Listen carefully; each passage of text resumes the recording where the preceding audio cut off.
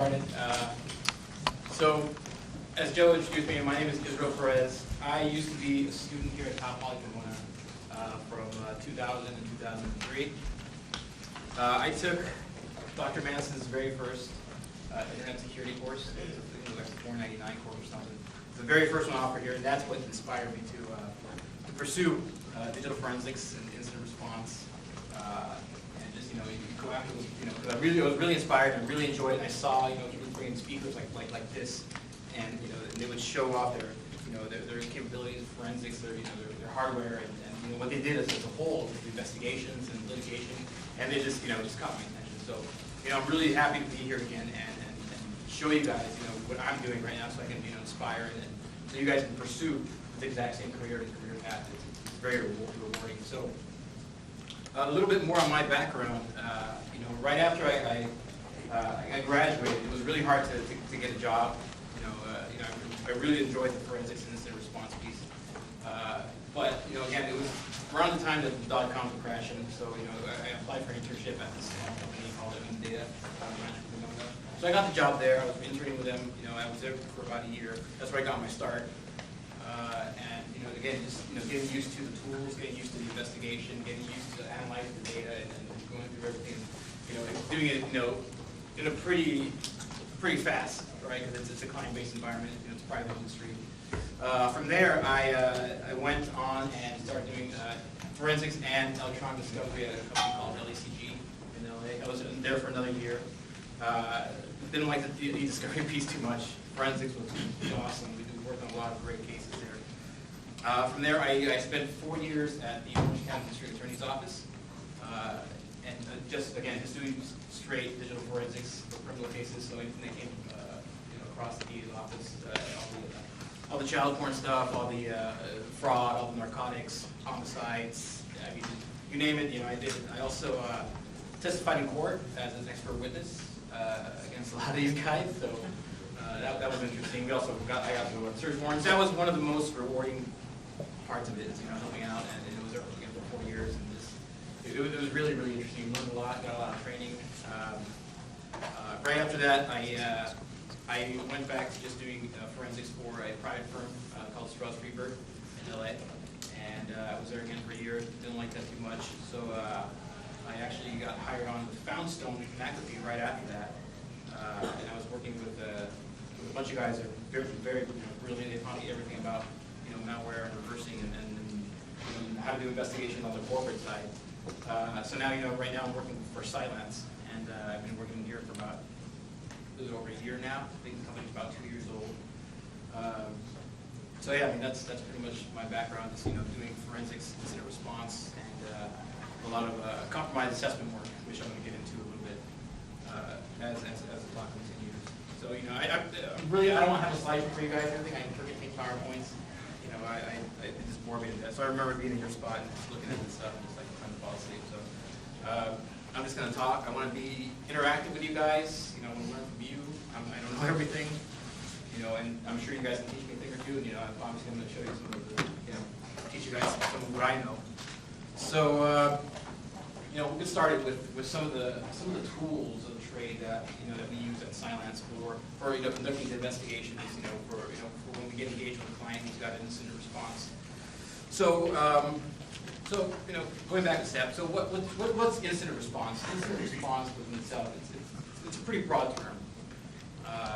Incident response can encompass a network breach. It can encompass a forensic litigation matter. It can encompass a malware outbreak or something to that effect. So incident response is it's a pretty broad term. So if you're dealing with a network forensic, a network intrusion, you obviously have to have certain tools available to you to use in that investigation, and that's kind of what I wanted to get started on. So for instance, for me, if I'm going in to incident response where say for instance it's a network intrusion, what am I going to use? What am I going to take? Right? What tool am I going to use? I'm going to use several tools. For one is called Cylance Inspect. And what Cylance Inspect does is it collects forensic artifacts from your host. So you're talking collecting the master file table for Windows side. Most of the incidents that we deal with are Windows-based. Very, very few Mac and Linux, maybe 5 or 3% at the very most. Yeah, so I mean, Cylance Inspect, what it does is it collects forensic artifacts from each of the compromised hosts. And again, it does memory dumps, it does it makes volume DVRs, MBRs, it collects temporary internet history, and MFT, and a bunch of other artifacts. So some of you guys may be thinking, well, why would you do that? Why would you not just collect a forensic image? Couple things. When you start collecting forensic images from these clients, some of these clients, like banks, for instance, that get compromised, they require them to keep that forensic image for 7 years. I think by law, they have to do that. So if you start collecting artifacts that are going to help you in the investigation, and you can collect from many systems all at once without having to do the actual forensic imaging. So you're targeting a server, for instance. Cylance Inspect will allow you just to collect the artifacts needed to conduct that investigation. So, that's one of the tools that I really like to use in the field. If I'm required to take a forensic image, so for instance, for a litigation matter where chain of custody matters and chain of custody is a must, and it might go to court, somebody's going to get sued, somebody's going to lose a lot of money, then we use something called Cylance Collect. And Cylance Collect is one of our flagship products. What we do is it's basically a USB drive. We built in with encryption. You plug it into the target host, double-click the executable, and it'll start capturing the forensic image for you. It'll encrypt it right out of the clock. So it's a great tool that we use, especially if you're going to be shipping or transferring data. So for something like that, I would use that product for instance. As far as analysis is concerned, there's several tools that I use. Obviously, you guys are probably familiar with Encase, right? Guidance software is Encase. I'm a certified forensic examiner with Encase, and that's really my tool of choice or preference. But you have other tools. You have other avenues. You have Forensic Toolkit, right? You have X-Ways. You have SIFT. You have things like Logs and Timeline. I mean, that's all that stuff that's going to help you in that investigation, whether it's incident response in terms of a network breach or an incident response in terms of a litigation matter or a legal matter. So, what kind of tools would you guys possibly use besides those in something like an incident response? You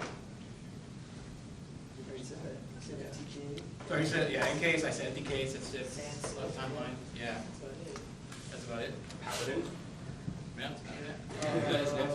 So for instance, if I have so I'm working on a network compromise, and I got I'll give you a good example. We're going to start working on an incident now where we have about 600 systems, and they're mostly Apache Linux servers, and they have Apache logs, and I have to process them, and I have to. Logstash, What would you guys use? Logstash, Logstash. Kibana. Anybody else? No? Maybe Snort? No, not Snort, I'm sorry. Splunk. That's not Splunk. Splunk. Splunk's a good one. DT search. Apache has has a, what's that tool? It's like designed specifically for Apache logs. Yeah. You can take that route, but and that's a really good point to bring up, because on the corporate side of things, I know we're academia and corporate, very, very different. Right here you guys are allowed to play. You guys have time to play with the tools. You have time to play with data and stuff. Whereas in corporate, you don't have that luxury. You have to know the tool. You have to be able to use it. You have to be able to get the results to the client in a presentable manner. So, if I'm a client and I'm with some CFO or some CEO, some CTO or whatever, and I say, okay, well, I want to see the results of that network, of that network analysis. You're going to show them the output for something like Splunk or something that they won't be able to understand. Basically, they're not going to be able to understand. They're like, okay, well, what the hell is this? Can you explain this? What they want something that's easy to digest, easy to understand. So you have to know your tool, be able to get the data out in a timely manner, and make sure that they understand the data. So really, I mean, you have to know your tools, basically, and understand what the output is, and understand what, from a corporate standpoint, what the client needs, what the client is going to get.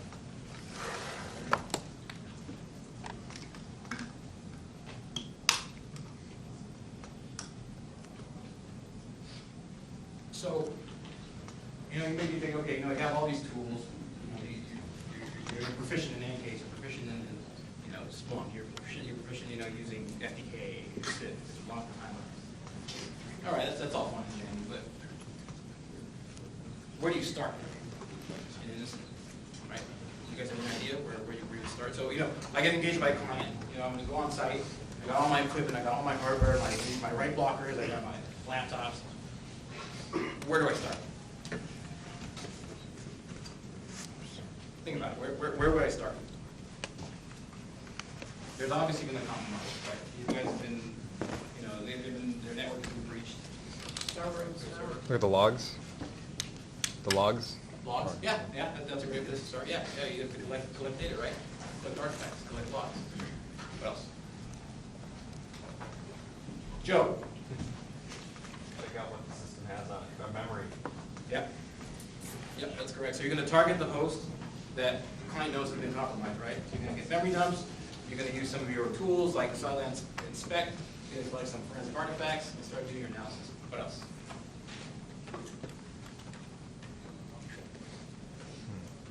Okay.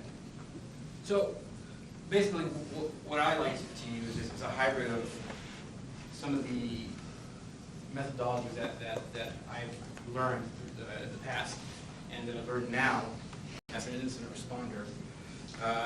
And the first thing that you need to do is, from a corporate standpoint, and really even from a legal standpoint, if you're doing law enforcement, you have to identify your points of contact, right? You have to identify who is your technical lead, who is the management, or in the law enforcement side, who is the investigator, what the PD is. You have to identify those first. You have to have communication first and foremost with these people, right? Because if you don't have communication, how are you going to get your logs? How are you going to get your data? How are you going to get access to these machines?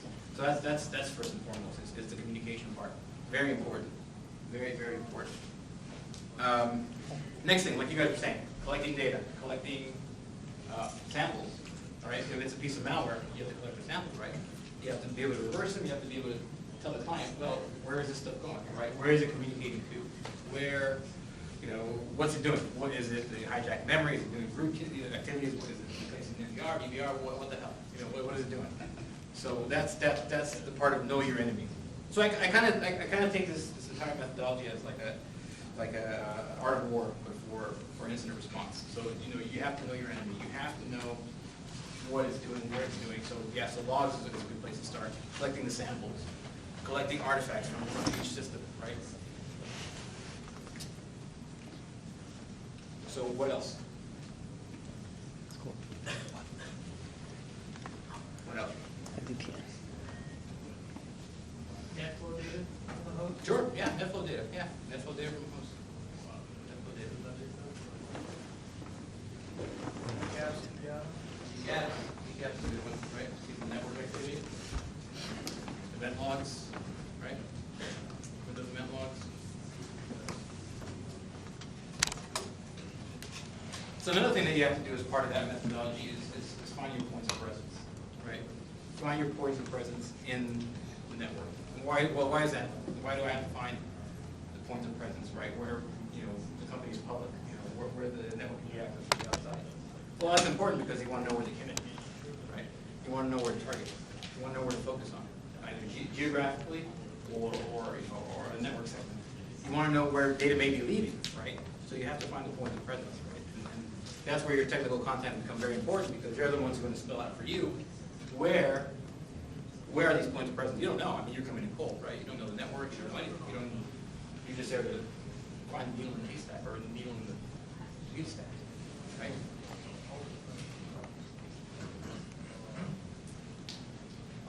So here's a question for you guys. I have this network compromise. I have 10,000 hosts that are affected. I can see that from my logs. I can see that from my NetFlow data. I can see that from my evidence that I started analyzing with all my tools, my EnCase, my SIP. How do I collect data from 10,000 hosts?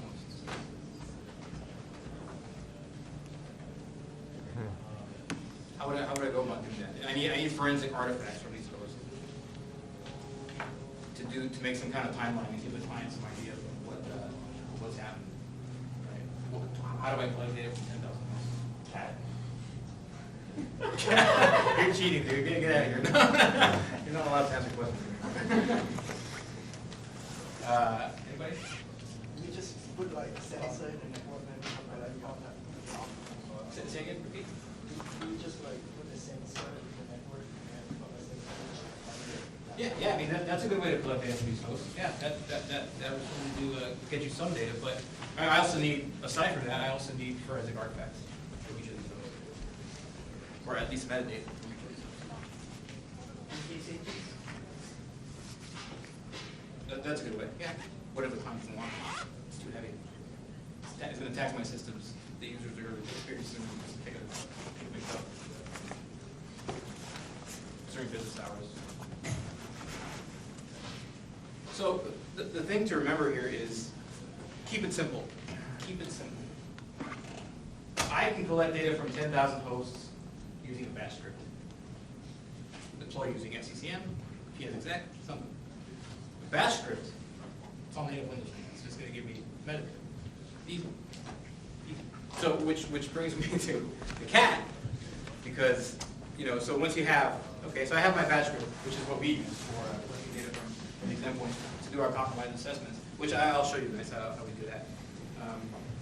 To do our compromise assessments on these hosts, we have to collect data from all of them, right? So we have a really super duper bash script that uses everything that's native to Windows.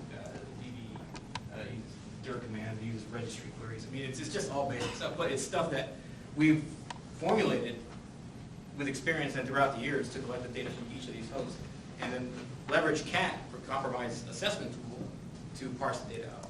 So that's how really you would collect 10,000 hosts, is you would collect using just a simple batch script. I mean, even a simple directory listing, netstat, DNS cache, I mean, all that stuff is absolutely useful. I mean, the directory listing within itself is going to show you potential exfiltration of data, right? If there's any part files, or any files that size-wise that are really consistent, or even by name, if they're 001 or 002 or whatever, it'll show you. And it's been proven. We've done this so many times where we've found data exfiltration just using this method. It's easy.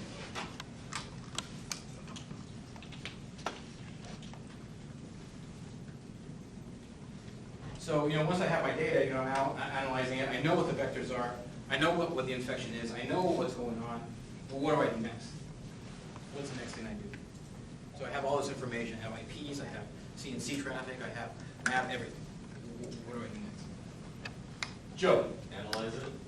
Yeah. So you analyze it. Yeah. So you analyze it. You know the IPs, right? That's the results of the analysis. You know all this data that you gather based on the breach, based on the compromise. You know where the source IPs are. You know what malware they introduce into the environment. You know everything. You know what passwords they've compromised. You know all that. What do you do next? Process it into a report for the client. That's coming before that. Yes, sir. Yeah, and that's also part of it. That's going to be part of the report. So that will definitely be part of it. But you have all this information, you have this data. You have to secure the perimeter, right? So you know your POPs, right? You know where your point of presence are. You have to secure them, right? You have to make sure you change passwords. You have to make sure you stop the inflow of traffic. You have to make sure that you remediate tools. You have to secure everything. You have to make sure that the perimeter is secure. You have to, which is part remediation, part changing passwords. Real simple stuff. Rework access controls. I mean, it's a multitude of things that you can do for securing the perimeter, especially if you're coming into a client that's been compromised. Usually their network security is just crap, and they don't really pay attention to it. So sometimes you have to start from ground zero.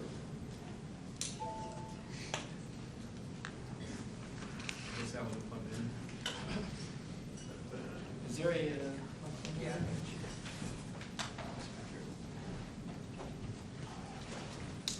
Sir?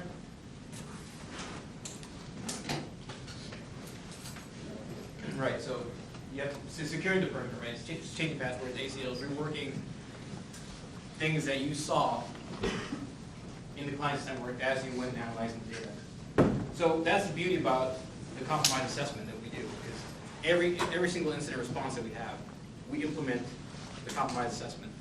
We deploy these batch scripts to each of these hosts, and we collect the data from each of these hosts. We bring it in, and we show the client exactly where their little pitfalls are for their environment.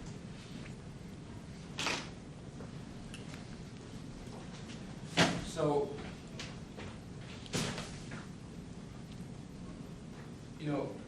and then, after that, of course, then you have your report, you have your timeline, you have to give the client a executive summary to make sure that the executives understand exactly what's going on and understand what happened in each facet of the investigation.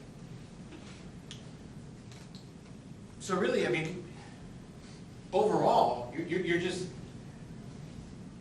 trying to find out, essentially, from a non-technical perspective, from an investigative perspective, is you have to find out the who, what, where, why, and how. That's really it. That's what you're here for. You're here as an incident responder in law enforcement and in corporate. You're there to find facts and write reports, and that's it. That's it. That sounds boring, but that's what it is. Finding facts and writing reports.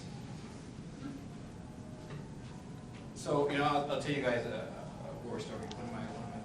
One of my favorite incident responses that I've been on. So I get called on to an IR out in New York. It's for a bank, and these guys got it's a pretty big bank. They got a cease and desist letter from the Department of Homeland Security, ICE. This was like 3 years ago, and 2 years ago. And it said, well, you guys need to do some investigating inside your network because somebody's been downloading child pornography for the past year from this IP address in your bank. So they freaked out because obviously there's no investigation that's being done on their end. Then DHS ICE is going to come in, they're going to shut them down, they're going to take all their stuff, and that's going to be that. So I mean, imagine a bank doing that. You're losing millions of dollars an hour. That happens. So they call us in. They put me on this because I had prior law enforcement experience. And again, it's like, all right, so where do you start? Where the hell do I start? Okay, so I knew my points of contact, right? I got those squared away. So I need now start collecting logs, collecting evidence, right? Collecting evidence. Yeah. So I get assigned these two domain admins, right? And they're helping me collect data and stuff, and they're going through the process of getting me whatever it is I need. So I'm going through the data. We're analyzing stuff, and I'm using AKs here and there. I'm not really relying heavily on it. I'm just mainly doing a log analysis. So at one point, I get this. I start interfacing with the Department of Homeland Security, ICE, and I get this printout, and it had a bunch of IP addresses, an external domain link, and it had all the websites that the guy had been on, and just a bunch of information. And and I saw one of the IPs in that printout, and it was an internal IP. It's like 172 dot something.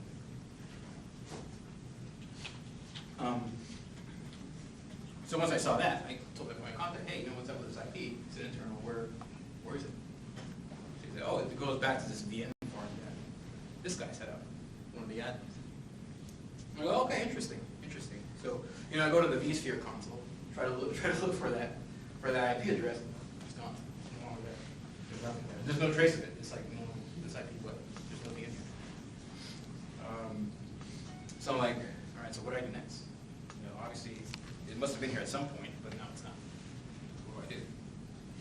Any ideas?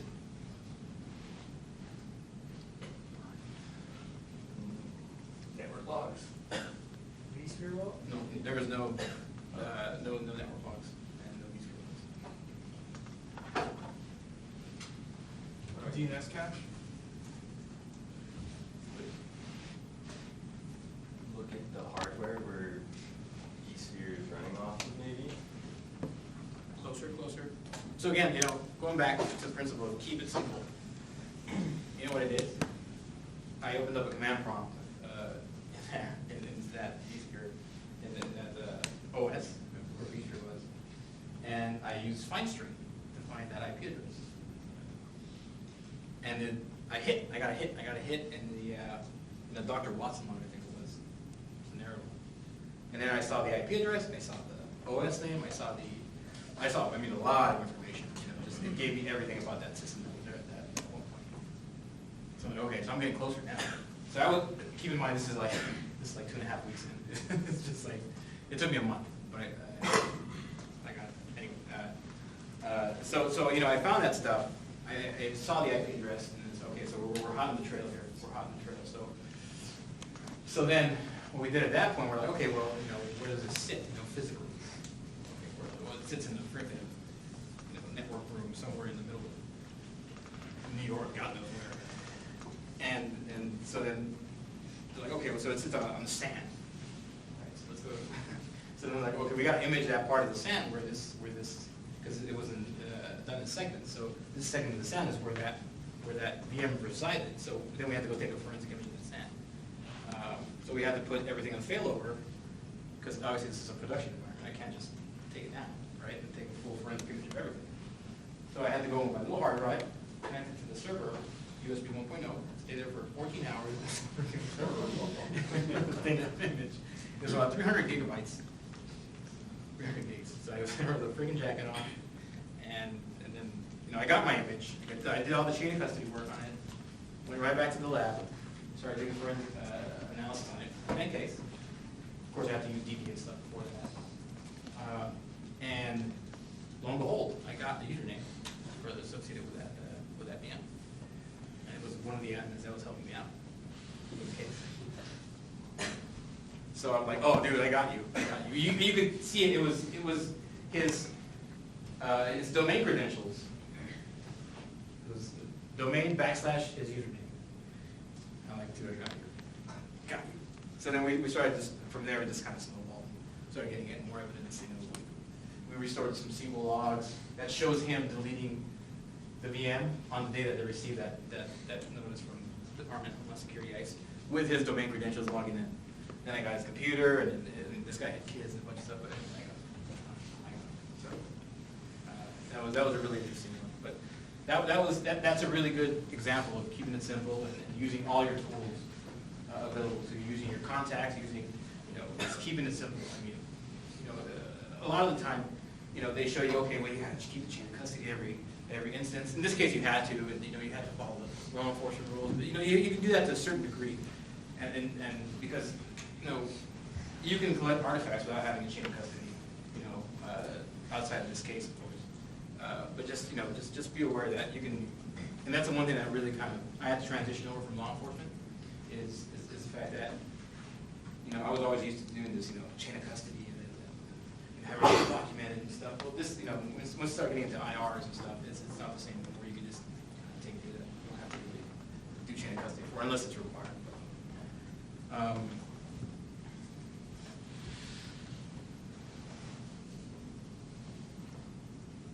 So that's pretty much what I have for you guys. It's just, you know, it's really just keeping it simple on the investigative part of it. Yeah.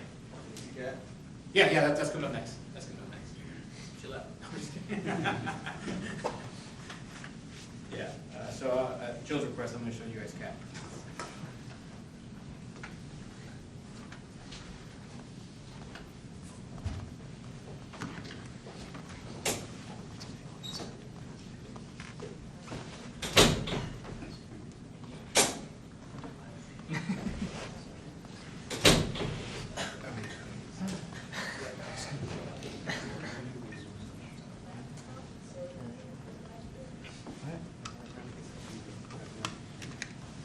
Yeah, I think I